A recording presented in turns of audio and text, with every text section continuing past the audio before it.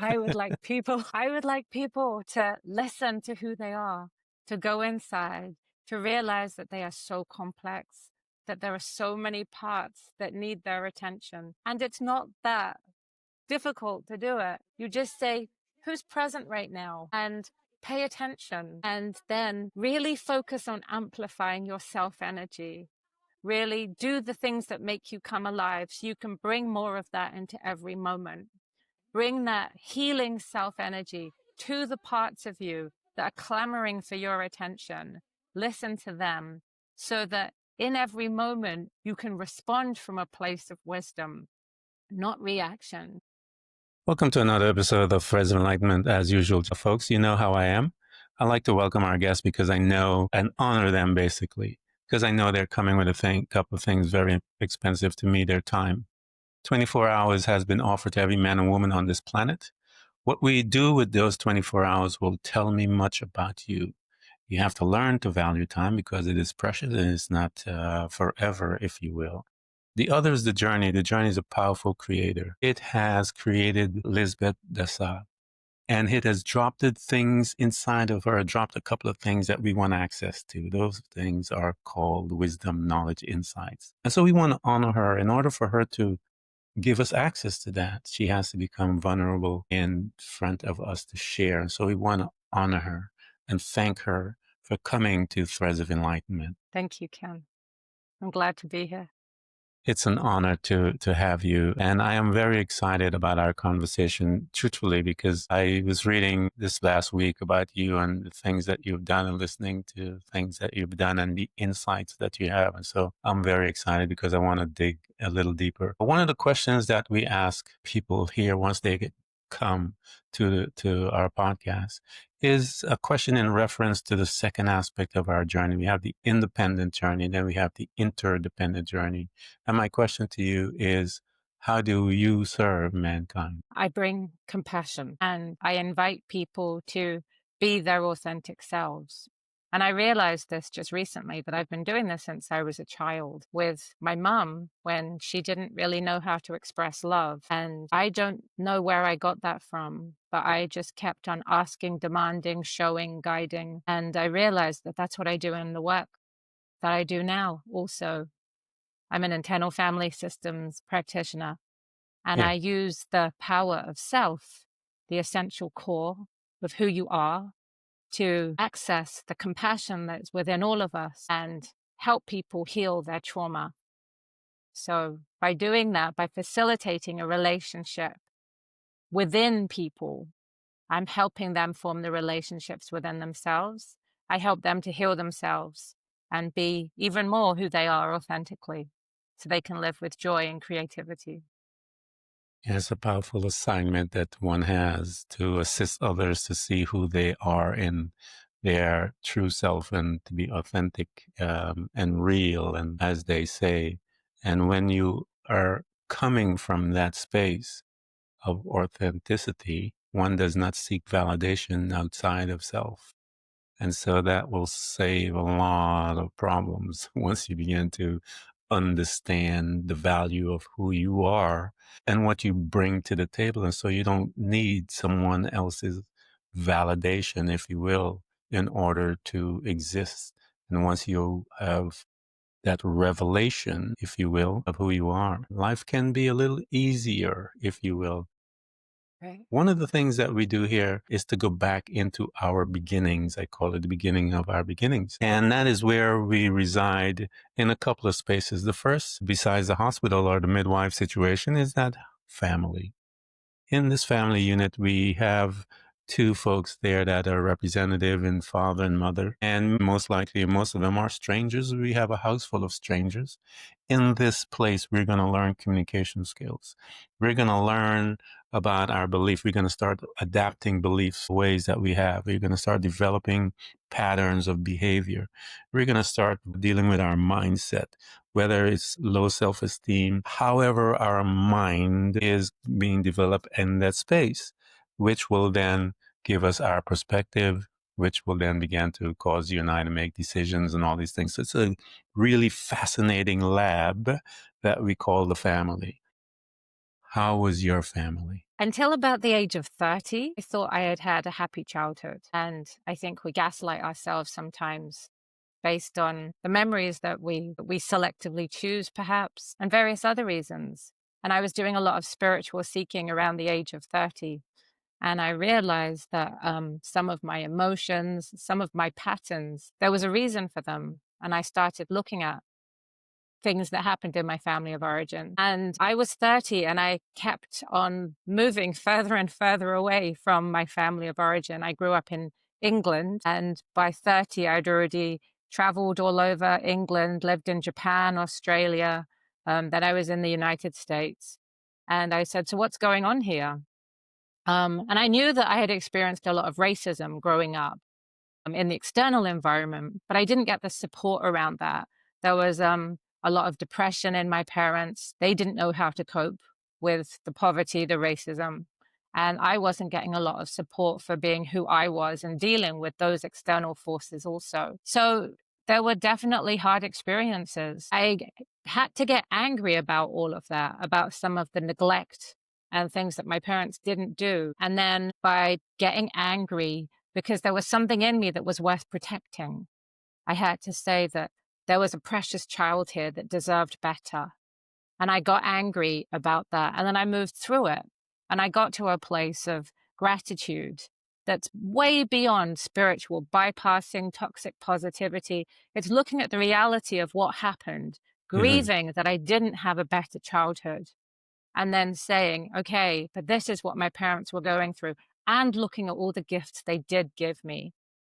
So I have suffered as a child.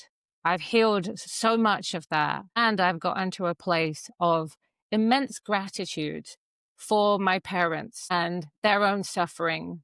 And I've sent some healing back to my ancestral line for the suffering that they have incurred and passed down. So we're not holding it. So I'm not passing it down to my children.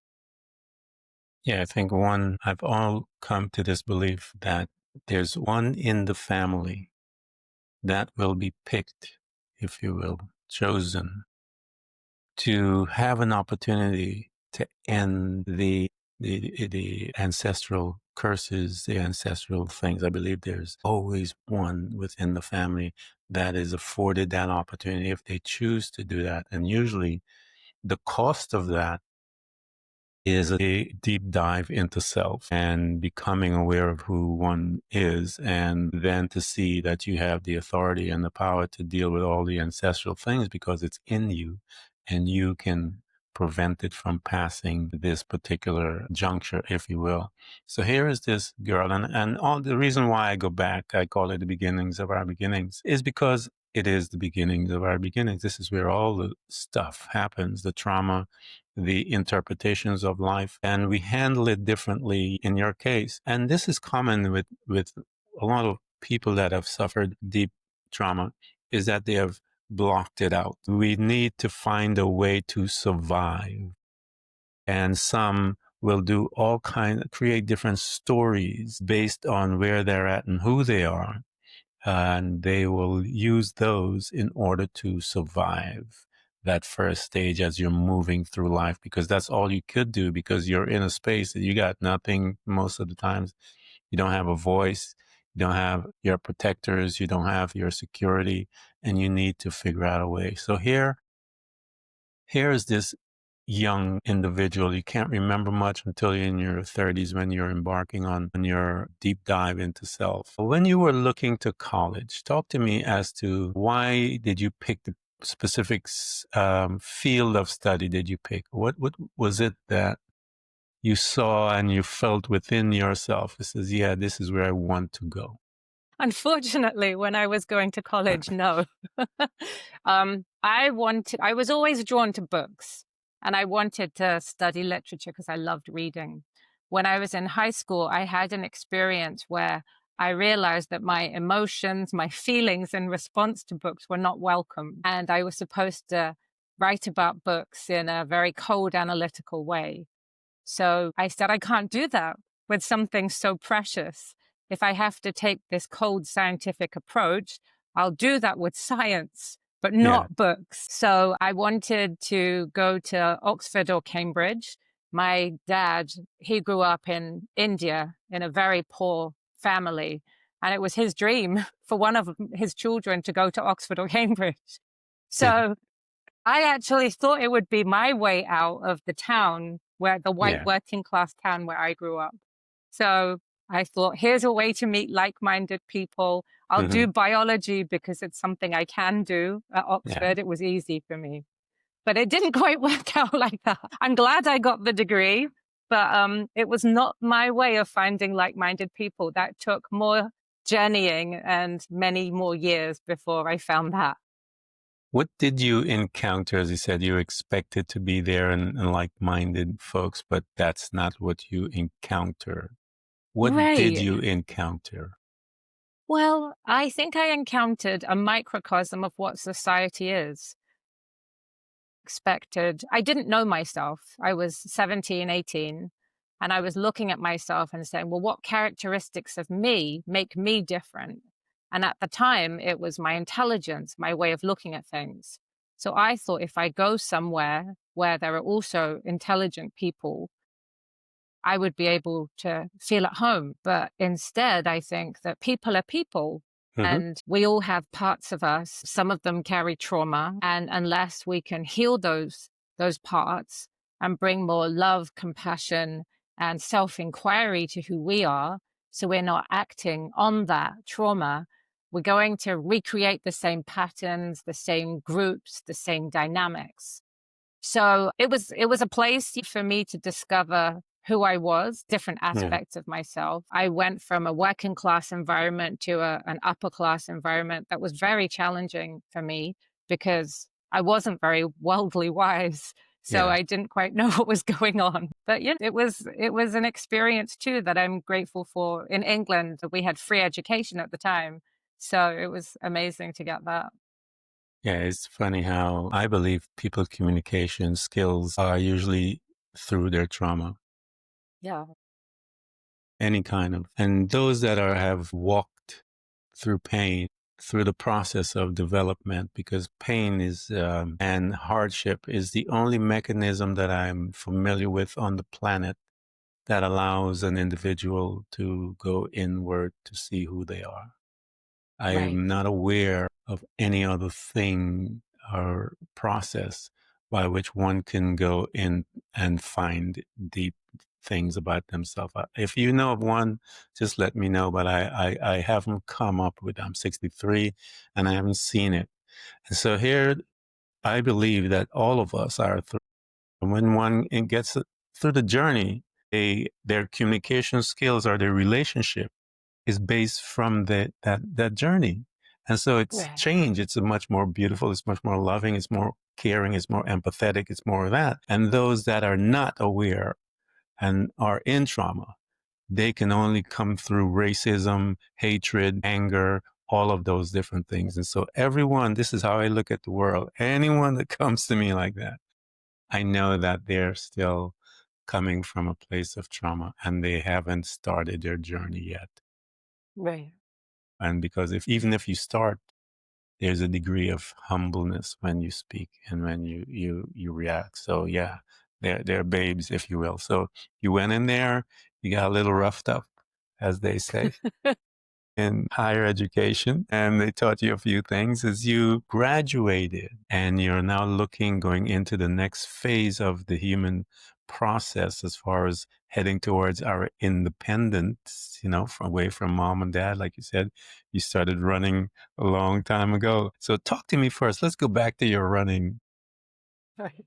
How old were you when you left in your first trip? Because I believe, and I tell people, when you travel, it changes your being. I believe it changes you. There's an imprint that will never, ever leave you. And it causes you to begin to become more open, more empathetic, and so forth. So how old were you when you did your first major travel by yourself?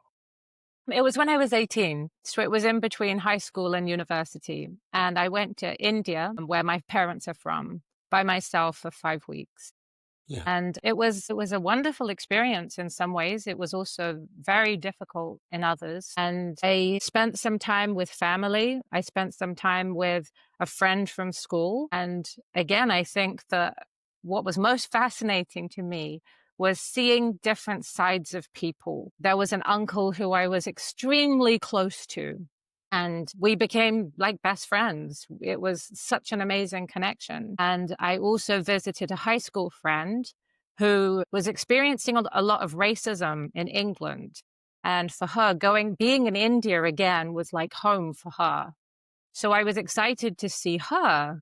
And with that relationship, it unfortunately turned sour because I saw a side of her that she actually had hidden in England, which was that she felt at home in India, but then she wanted to reject everything British.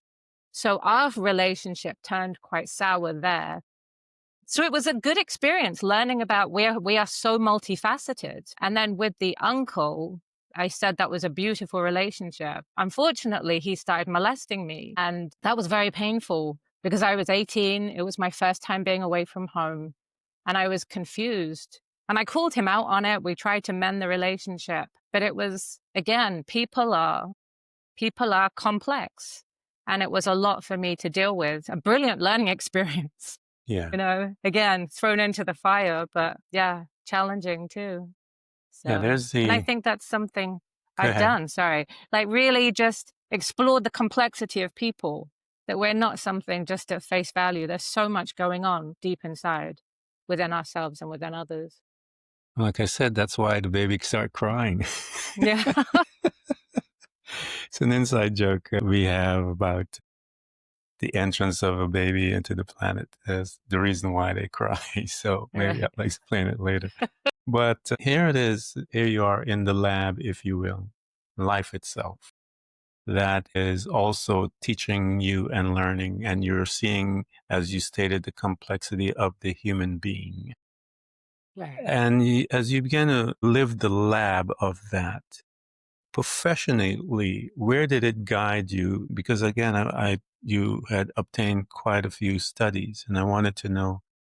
When I saw it, I said, "Wow, here I need to find out the drive that sent you in that direction." What was it? Or was it the complexity, as you said, of human beings, and you wanted to delve in more as to what's wrong with us or how complex are we? What was your approach in obtaining your approach to your education? So I think it came from my dad. So he had had a very difficult childhood. I don't know if you've heard of the Adverse Childhood Experience study, but it gives a score of 1 to 10 of how Mhm. much trauma you've experienced, and then how it affects your adult life. And his score was extremely high. And yet he really tried to turn his life around, not perpetuate the abuse. And he was constantly saying to me, know thyself, know thyself. Yeah, Self inquiry is so important. yeah, So I was just imbued in me that it was something really important to do. And I think I just had a natural propensity. I was very much a lonesome child. I spent a lot of time alone. So it was natural for me to just go inside and just be with just the amazing people that we are. There's so much depth, and it's yeah, fascinating turning inwards. So I did a lot of that. I was interested, as I said, in just like, how can we be more authentic? I'm terrible at small talk, the facades of, social gatherings and all of that. I'm really bad at that. So it was kind of natural for me to like try to have deep conversations, to go deep with people, and then eventually to bring that into my work and say, this is what I want to do. Have deep conversations with people all day to find out how they really tick, and then use my insights and training to help them like heal themselves. yeah. You can tell I must be a lot of fun at parties with the questions I ask people. So here you are, because I'm also fascinated with the self and the deepness of who we are and how complex we are, but yet there's a simplicity to the complexity as well. And Really. I love that about us. All of it is such a wonderful tapestry of creativity, madness, sin, love. All of it Right. makes us who we are. And it's beautiful to uncover and discover, if you will, as this young woman is moving forward in her life. She's still not 30 yet, because you're saying that it is 30 in your 30s when that desire became really deeper at that space. While you're heading towards that, dad is saying to you, you know yourself, you're being abused around 18 and change. All of that's happening around this girl, this young woman, if you will, this young woman at this space. How was she doing? Deep down, she was depressed. She didn't have a place in the world and she was looking for it. So I started traveling even more. I was hoping to find a place where I could be at home. Of course, I later learned I had to be at home with myself and who I am. But I also have always loved traveling because I just love connecting with people. And it's a bit easier sometimes in different cultures because we're outside our comfort zone. And it was still about finding out who I am. So I lived in Japan for 3 years, and there were, of course, challenging times, but I was able to reinvent who I was by going back to who I am. So I didn't have to do all the things that were normal in British society. I could be an eccentric foreigner and in Japan, which really meant just feel more relaxed to be myself. And I absolutely love learning. So I could learn Japanese, and I threw myself into music and martial arts. And I wanted to bring that beginner's mind to wherever I was living. Tried to do by living in different places. It's not always as easy as it was in Japan because Japanese culture is so different and there is such a different language that's spoken there. But I was doing spirituality by myself. And then when I started really doing it more consciously, learning meditation, and then later integrating spirituality with my psychology, the practice that I'm doing, the internal family systems, then I really started seeing accelerated change and really beginning to love myself.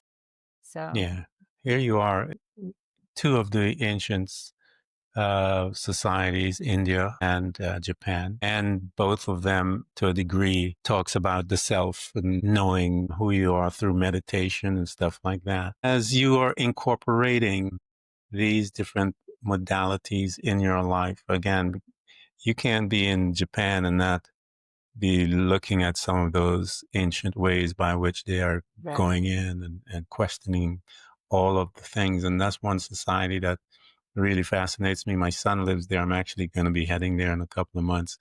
So I'll be there for a little while. Here is a society that focuses on the internal. Your heritage is that of the same. As you began to apply these, because again, you mentioned that you were, as a young individual, you were tapping in a little into the spiritual realm. For one, looking at authentic.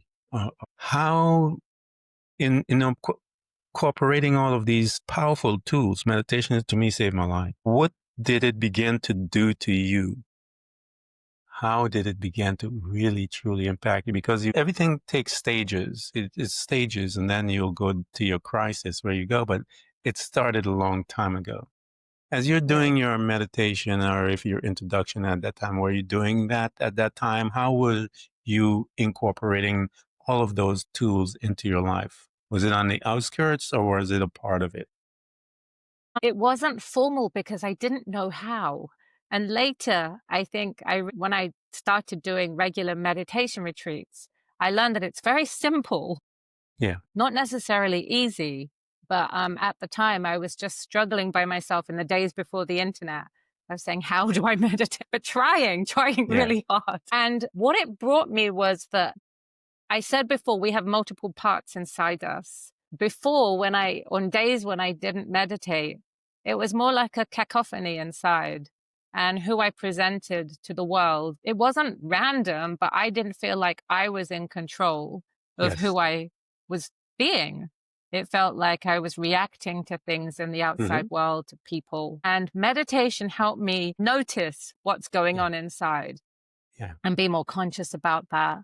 And it also helped me to tap into ideas and concepts that I didn't have clearly articulated. but I was experiencing them, whether I was calling it myself, the God within me, spirit, the divine, whatever.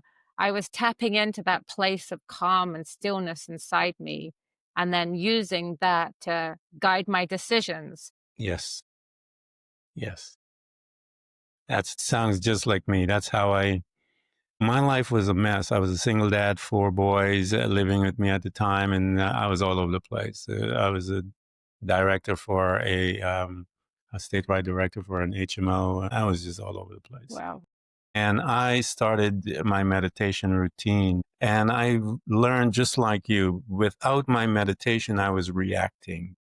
Right. With my meditation, I was commanding. It was a role change that took place. And then every time once I started realizing it, that I actually managed my entire day while I was in my meditation, Right. it slowed down my ability to think, perception, all of those things, so that when I began to engage, it was like in slow motion. They would be Right. talking and I would be processing these things. People would say, I need an answer right now. And I would tell them, and again, coming from a place, and I put it this way, a son or a daughter, one that knows self as a son of God, a son, they respond. They don't react. A child will react. Right. When a child is given data or news, that child will scream, yell, and so forth. But a Right. son, and I'm saying this in the form of being mature, that individual is not going to react. That individual responds. And he or she responds from a place of wisdom, of knowledge, of understanding. And so it's a different type of approach to life. It is up to you to decide which one you want. You can still be a Right. kid and scream and yell, and that a lot of people do that. Or you can learn to become mature by learning who you are as self and Right. making decisions from there. It is a place of peace. It is a place of order. That's the word, is a place of order. Right. And there's a degree in order in the decision process. There's a degree in order in how you speak. There's a degree in order. And you have to learn that in the process of meditation and all the different tools that are out there for you. Talk to me. Right. You're 30 now. You're this 30 something woman. You got it all together, because it's always when you get it all together. And then everything all of a sudden, I tell people life is bolero. I really do believe it's bolero. It's just, and then one day, is this crashing cymbal. All hell breaks loose. And we're in the middle of it. Talk to me about when you started hearing the increase, if you will, of the cymbals crashing around. And what did that crash look like in your life, as this girl now is going to be introduced to a deeper degree of pain and then introduced into a deeper degree of self? Right. So I met my now ex-husband around the age of 30, and we married and had 2 children, and we did some good work. We were living in a Quaker a Quaker school for peace, justice, and sustainability in California, teaching high schools about peace, justice, and sustainability. And then I had my children, and children really show you who you are. Mm-hmm. There's no hiding. Yeah. So, and I loved that, but it was challenging. And I started learning nonviolent communication at the time. And I really wanted to throw myself into that, use it with my children, eventually teach it, train in that. I continued being a full-time homeschooling mother, and then things broke down in my marriage. And I'm covering a couple of decades Yeah. now, because Yeah. there's a lot of detail that is still painful to talk about. The divorce and custody case were extremely painful. I was accused of things that weren't true.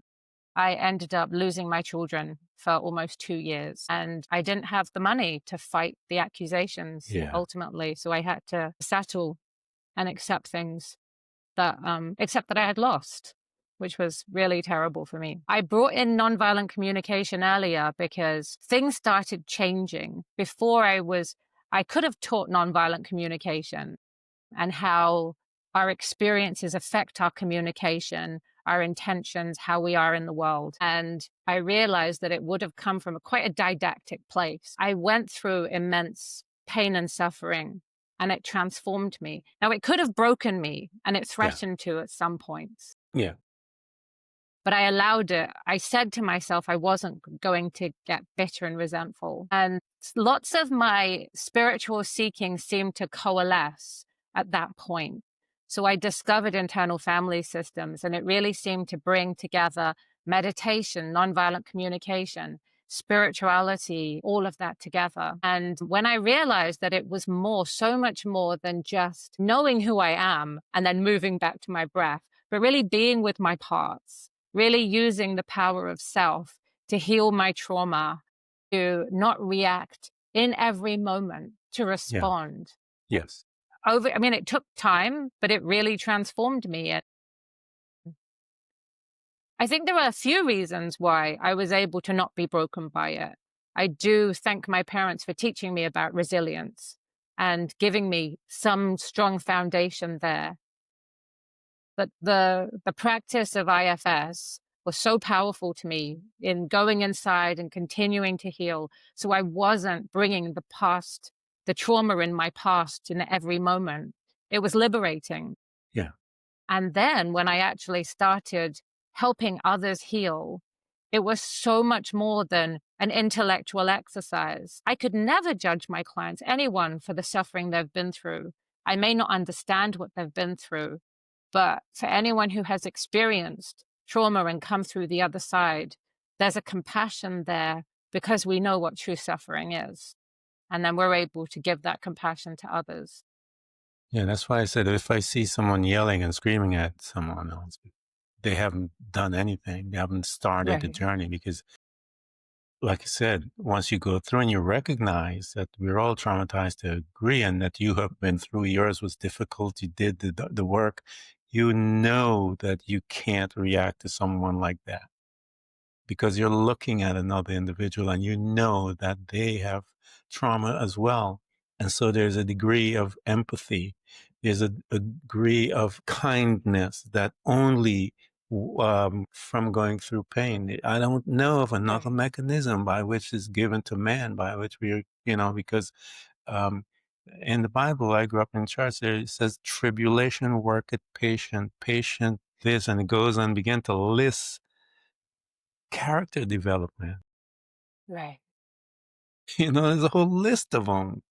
I could Right. read them all, but you can only get that from tribulation because it Right. is tribulation gives birth to this. And so Yeah. if you are living this fancy life and you're one dimensional, I don't like those type of people at all. I'm like, please don't come near me because we can't talk about anything because we have nothing to Right. talk Right. about. So here's this woman, the pain, her world is just ripped apart. She lost the things and those that she loved. What a powerful thing for a mother to go through the loss of her children in a battle, a war with Right. the individual that united to bring life to these kids. What Right.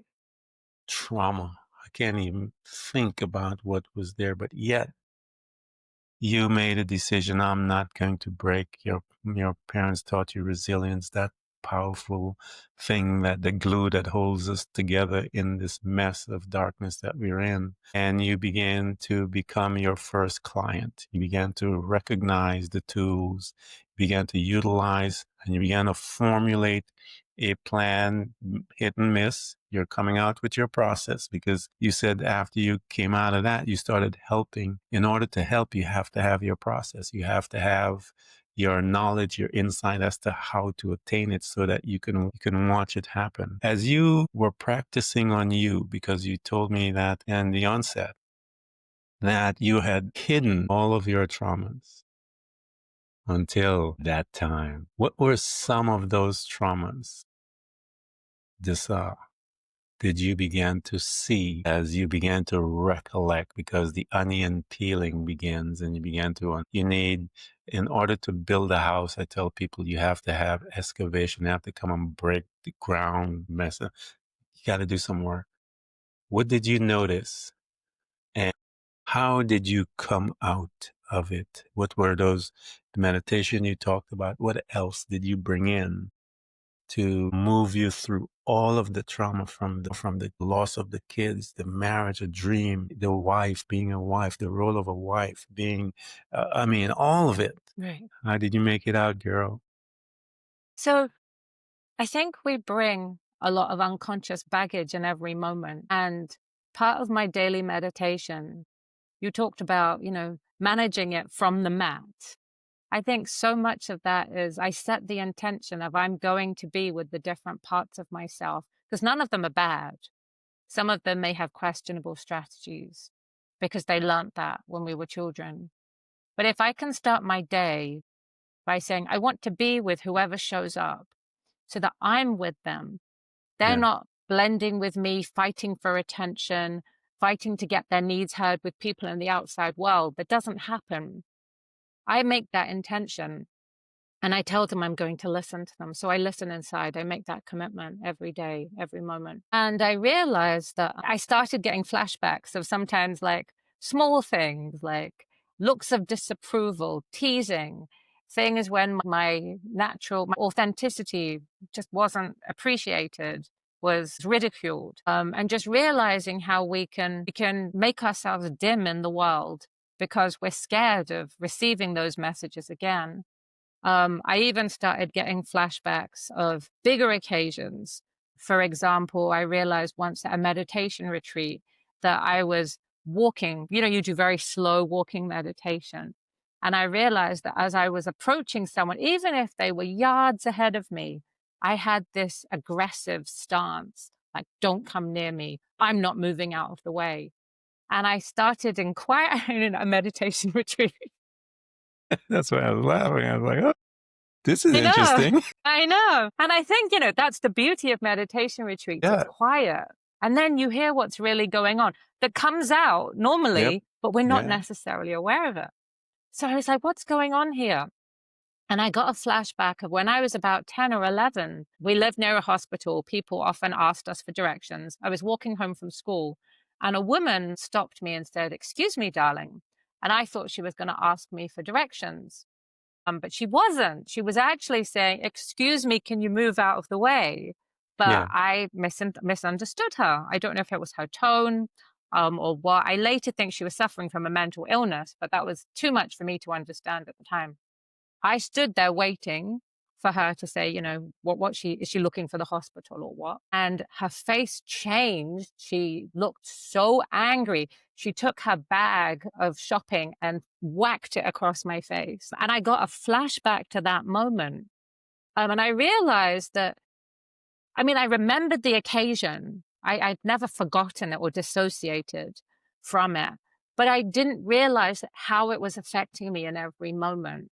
So as I began to do more meditation, more internal family systems work, I realized that there are these parts inside me that are holding on to this trauma.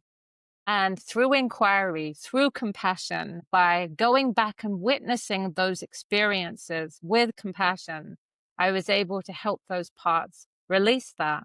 And there's so much inside. As I said, it might be a dirty look that a teacher gave you when you were 5 years old that Yeah. affected a 5-year-old Yeah. It's a 5 year. profoundly. Yeah. Yeah. So, Trauma, and I tell people trauma, there is the dark side of it, of course. And I've had many interviews with the dark pieces of trauma, and you have experienced some of them. But I tell people trauma for a young individual could be the fact that mom and dad, they're so excited about something and they came to mom and dad and say, hey, mom and dad, look, look, look. And mom and dad could be actually truly busy right, and is not aware because they're busy. They're not in a state of awareness and they say, no, we can't do it. And that individual interprets it as rejection. right, And now they are going to make decisions, make internal decision, external decision, and behavior based on something that's very simple. Mom and dad could have been just busy. right, But the trauma is based on the interpretation by that young individual. And right. so trauma comes in so many different ways and we don't know what it is, but it does manifest in the sense that it's stored emotion that needs to be released. And Exactly. because many of us have these stored emotions within us, we are sick, not just physically sick.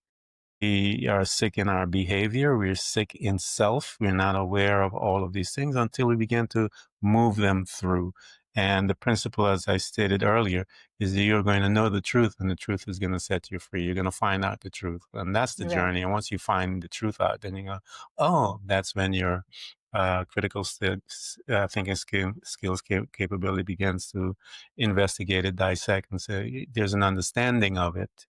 And the Right. power is gone, and you're able to move through. And there's no longer that, as I said, until it comes back in another form. You know, Right. what about this other thing from this angle, another vantage? I tell people Yeah. that's what it is, just coming from another vantage, because there's other aspects of that trauma that we are not aware of, and that's what happens as we Right. peel those layers. As you began to now move through, entering into, if you will, your process that you've developed, which is now going to enter you and usher you into the form of a servant. As you are engaging in that process and you saw the development and the release from you, and you are now going to assist others, how did that look? And we know about all the imposter syndromes and all those wonderful things that one encompasses as they are beginning to step out beyond their comfort zone, if you will. Talk to me about that transition. How did it manifest? Because it has a way of manifesting, because you went through that for a specific reason. Because I tell people we go through the journey because there are people waiting on the outside. We're waiting for you to come to their side, because Right. they're only people that you are going to be able to affect. You're the only one. So you can't be stingy about not going through your journey. As you're now walking through, and your first client that has been waiting from before the foundation of the earth for you to go through your process and come out so that they can now begin their journey. Talk to us about that encounter, and did it manifest in the process of their healing? So I learned the skills. So part of that was training in internal family systems with the IFS Institute. But there's something beyond the skills, because I've met many The lab. practitioners. The lab, I'm Yeah, telling you. you can learn the skills, but I think it takes heart. It takes connection to self, of Yeah. course. So I've just learned, and I think, again, this is from years of being a bit of a loner and just spending so much time with myself.